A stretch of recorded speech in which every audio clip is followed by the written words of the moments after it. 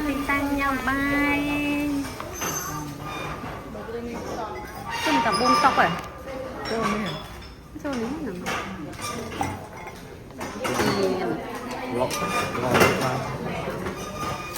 nó vô luôn nhìn cái ngon ấy do nó gọi là do từ dưới đó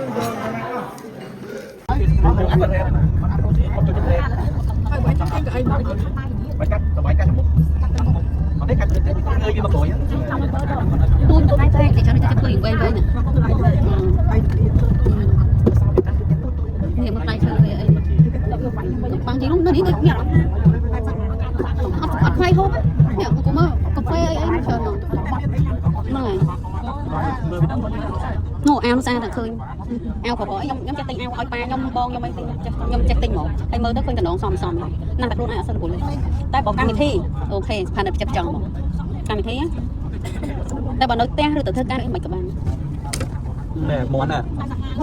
ôi món nè món chiên à không cả xáo khô đông nói tới hai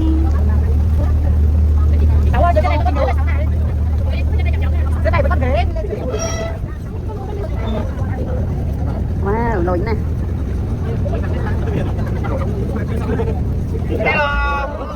sốt đây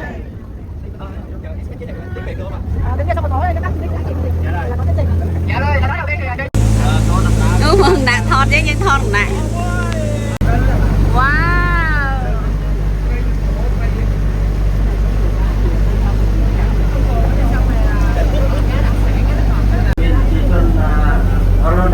dân số bao nhiêu? Dạ, dân số là khoảng là 60.000 người, diện tích là khoảng là 60 m².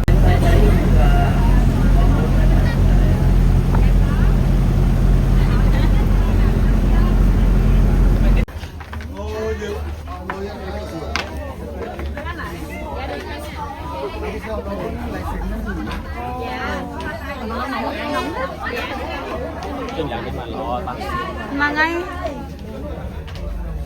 ui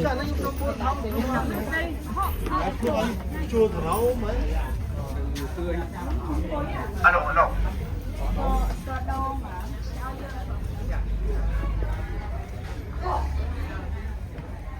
chà sram đôi cô ô mình sốt tại cô nó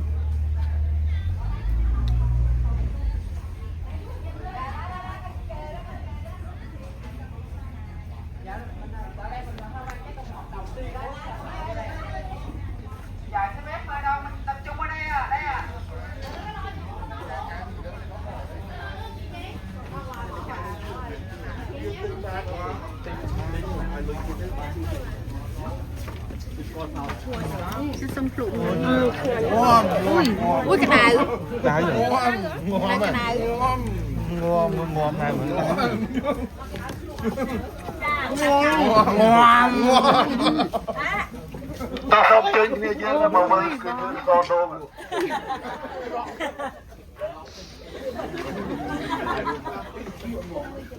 Ui cái đồ, cá ui miệng đồ. ồ anh cứ lại lúc ấy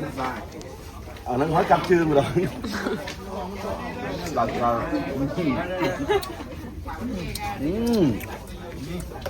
Mình đi thông đi rồi. gió thoáng nó chua nhanh ngồi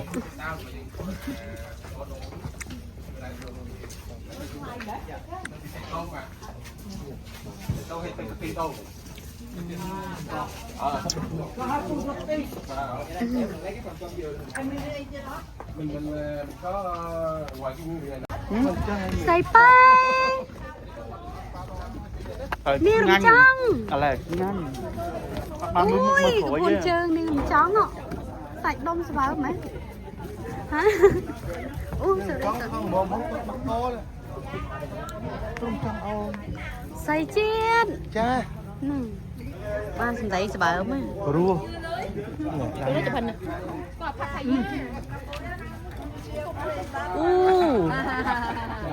លោកព្រះថតចង់ថតមកនេះ ថតអើយអ្នកចង់ថតអ្នកមានដែរអ្នកជាថតមកនេះអ្នកថតមកនេះមានចង់ថត សុំមកនេះអូយ thôi thôi bóng môi một phần មើលអ្នកថតមកនេះ អូយបុកគ្នាមកទៅហឹងហ្មងអ្នកថតចេញមកសម្មើហ្មង បោកផ្លែនឹងមិនតបទុំទៅនៅខ្ចីបាទ ហាមលួចបេះ មិនទេបើទុំវាផ្សេងវាហៅក្រោត ចេះគាត់ថាហាមលួចបេះមែនទេបង ក៏លុយមែន ហាមលួចបេះដាក់នៅក្នុងកាបូបអត់តន់តុំទៀតធំអីណោះ តន់ទេតន់ទៅហៅលៀក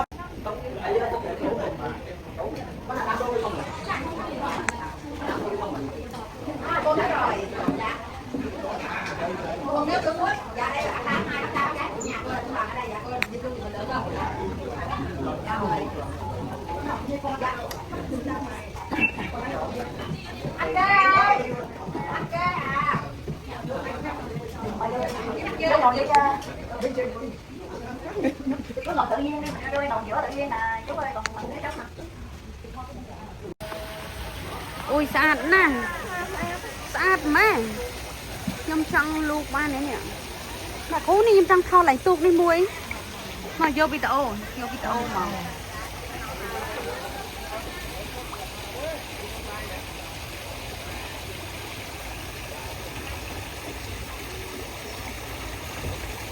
ba ạ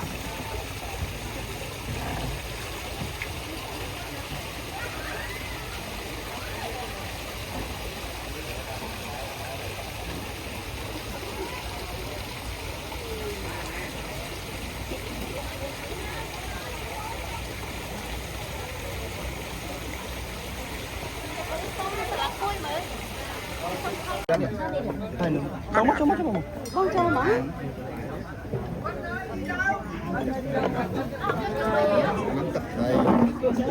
Phương ơi, vô ngồi bạn ăn luôn, hướng dẫn khách ăn luôn. Ăn luôn Trung ơi.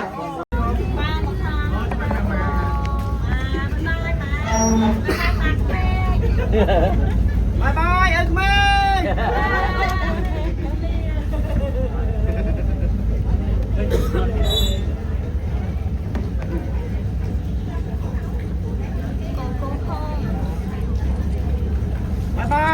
bye bye à bông đây